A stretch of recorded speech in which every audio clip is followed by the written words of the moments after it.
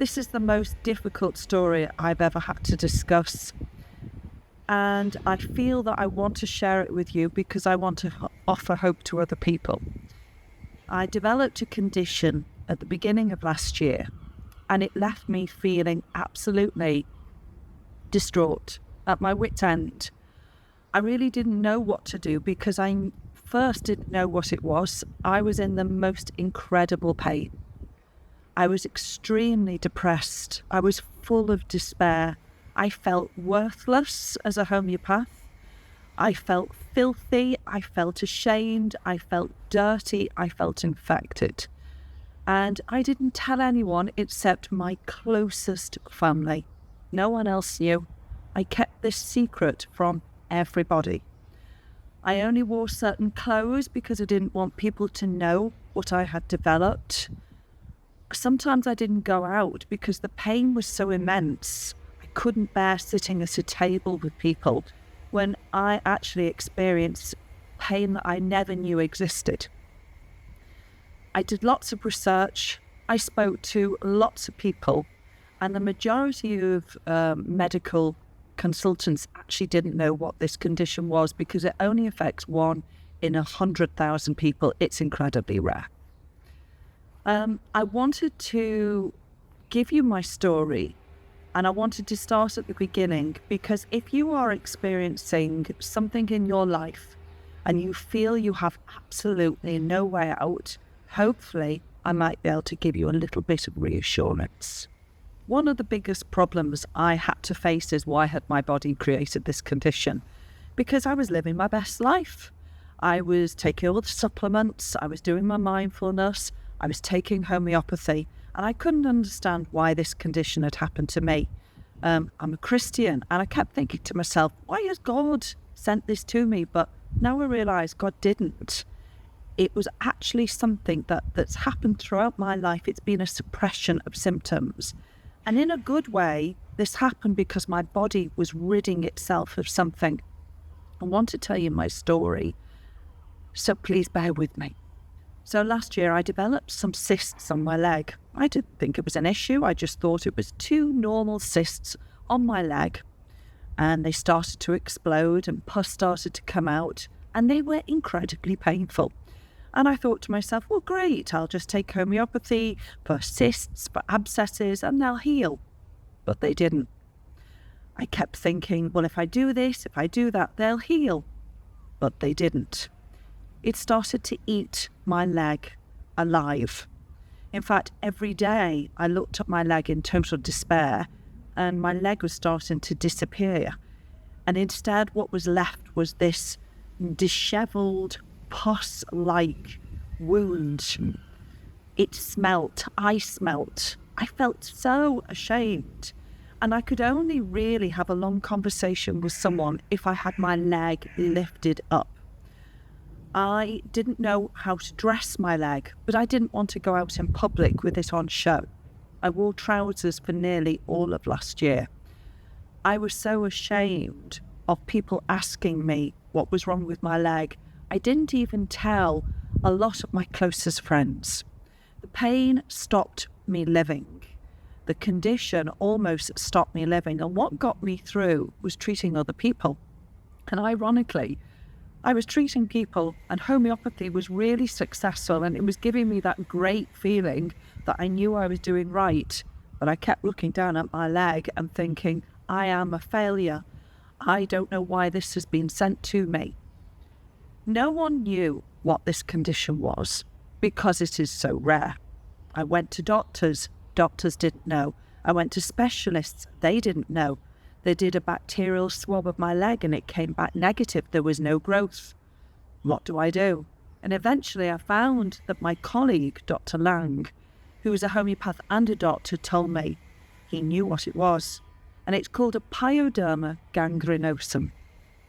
I then found a specialist at a private hospital near me because I actually wanted some reassurance that this was the condition, because I've been struggling now for about 4 months.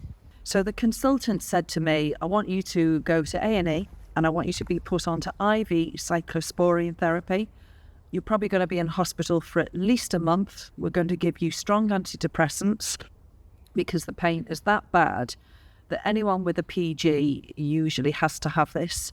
And I needed to be put on a cocktail of medications. He also wanted me to have a biopsy. Now, none of this made sense to me, probably because of the way I am.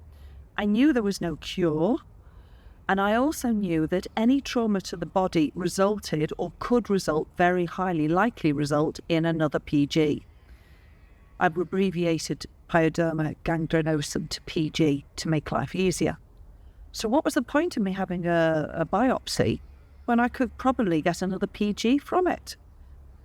I've had a complex health history, which is probably why I'm a homeopath. Ask most homeopaths in this country, they've all had their own journeys. I've actually been struggling with my health for many years, and I felt I was in the best place I could be. I certainly did not want to take any more orthodox medications because I knew they weren't going to help me. All it was going to do was suppress me. But I want to make one thing very, very clear. If I hadn't been a homeopath, I'd have been there. I'd have done exactly what the doctor told me. I'd have been on those medications. So I can really relate, and I can really have a lot of empathy for people. If you have got a PG and you've gone down this route, I would have done it 20 years ago. This is the reason why I'm telling my story, because I want you to know there is other options. I decided that homeopathy for me was the only way I was going to approach this. Sometimes having a PG, you can have Crohn's disease. So I went for months and months and months gluten-free. It made no difference. Very, very slowly over time, my leg was getting worse. I spoke to colleagues. They all tried their best. My leg was still getting worse. My poor mother was at her wit's end. My husband, my children, they all really didn't know what to do, but they could see what it was doing to me mentally and emotionally.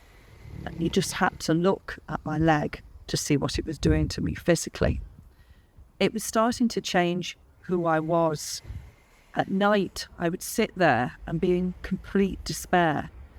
I found that if I was working and busy, I would be all right, but it was when I was on my own, I just didn't know what to do with myself. Fast forward many months of suffering and struggling. One of my colleagues, Elizabeth Adalian, she actually said to me, "Rachel, I want to help you." She took my case. I thought I had done that. I thought I'd have worked everything out myself. But one thing I've realised is sometimes you are too close to a situation to be able to see it clearly. And I was. Part and parcel of the problem for me, Elizabeth worked out, is that when I was a baby, my mum used to joke that I was born ill. I had recurrent strep infections my whole life. I nearly died from a strep infection when I was in my 30s. I have had so many antibiotics monthly throughout my whole life, because in the 70s and 80s, people didn't know about antibiotics. I was also on steroids as well. You did not know about these things. So I had all these medications monthly from the moment I was born. Then when I hit my 30s and nearly died, it started to make me think, can I approach my life differently? But it didn't actually erase the fact that all those medications had been in me for such a long time. Now, homeopaths see an individual a bit like an onion with lots and lots of layers. So it could be an accident, that's one layer. It could be a grief, that's another layer.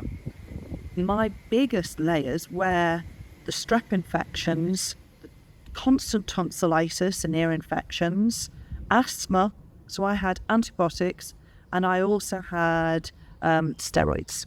So if you think about it, they were pretty chunky layers. I hadn't worked it out.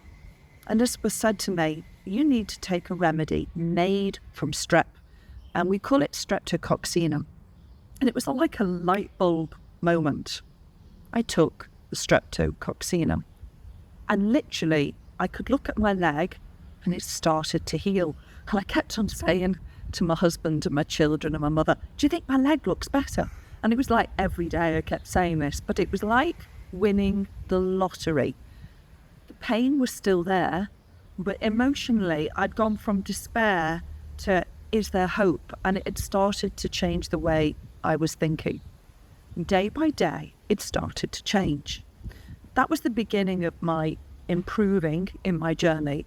I had to take lots of other remedies along the way. But the Streptococcus, because of my history, because of my story, started to heal. What I'm trying to say is, everybody is different. Now, you could come to me with a PG, and you might find your story is completely different. Someone could come to me with psoriasis, eczema, and no one has the same story. And for me, because I'd taken lots of homeopathy, what had happened is the homeopathy had started to get rid of those outer layers and suddenly come to the core, the root cause, the big numero uno of my dis-ease, and it was strep. I actually found out that the University of Nottingham had done a huge research about Pyoderma gangrenosum, and they call it Stop the Gap. And if you have a look on YouTube, there are people discussing their sadly debilitating condition. I approached the professor and I said, look, I know it's homeopathy, but it's cured me. Please, will you let me discuss my story with you? And sadly, they never got back to me. I was part of Pyoderma Gangrenosum Facebook groups, and I did a poll saying, look, I've cured myself. Are you interested to learn about how I healed myself, or are you only interested in taking orthodox medication? And everyone was only interested in taking orthodox medication. And I really couldn't understand why, because you will see that a lot of people will actually have to have their limbs amputated because of a Pyoderma gangrenosum. And I just couldn't understand why people weren't even remotely interested in my story. Some people actually even doubted that I had it, and they just thought I was trying to tout for business. I have a scar to prove it, which I'll show you. I don't care about my scar. In fact, I wear it like a badge of honour, because I want to be able to say to people, a scar is only superficial. It doesn't really matter whether you have a superficial wound. It made me realise what's important. And I hope that you have enjoyed listening to my story. And I hope that if you know anyone with a PG, they will listen. And please don't think I'm sitting here full of glee that I've made this happen and you haven't. I'm not.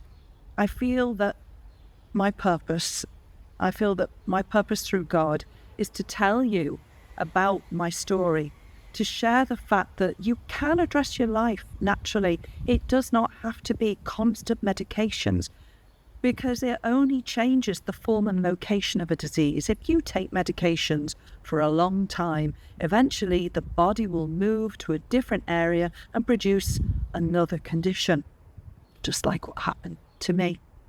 So please share the word, please offer people hope, and please let me persuade you, let me implore you to approach your life in a different way. It doesn't have to be all homeopathy. It doesn't have to be all orthodox medicine. But whatever is right for you, whatever works and succeeds for you. Thank you for listening to my story. Now, the photographs are very, very graphic, and I didn't want to put them out for people. It could offend people. If you want to, there is a link and you can see the photographs, and it will show how my leg went up and down all the time. So please have a look at the research for a PG, and you will see that actually that there is no evidence that medications will cure. Thank you. Goodbye.